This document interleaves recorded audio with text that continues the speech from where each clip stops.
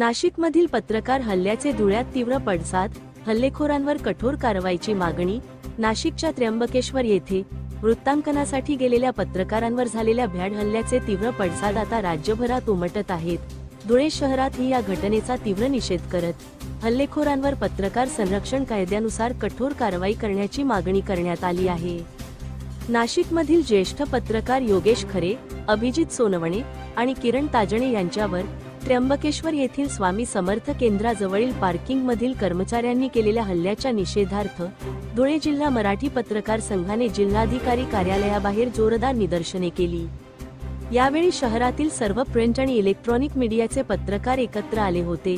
हल्ल्यात गंभीर जखमी झालेले पत्रकार किरण ताजणे यांच्यावर रुग्णालयात उपचार सुरू असून लोकशाहीचा चौथा स्तंभ असलेल्या पत्रकारांवरील हा हल्ला निषेधार्ह असून हल्लेखोर गुंडांवर पत्रकार संरक्षण कायद्यानुसार तातडीने कठोर कारवाई करावी अशी मागणी शासनाकडे एका निवेदनाद्वारे करण्यात आली।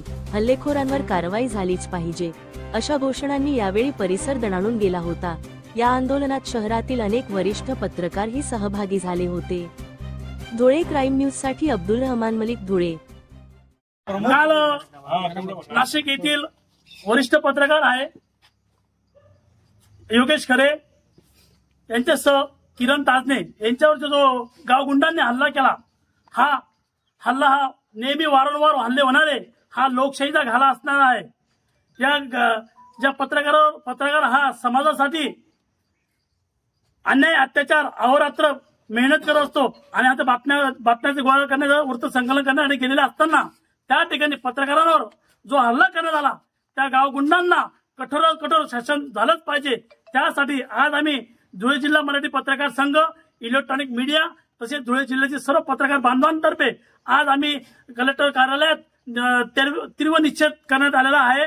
मी काल तिथं वरिष्ठ अधिकाऱ्यांशी संध्याकाळी मी त्यांना विचारणा केली।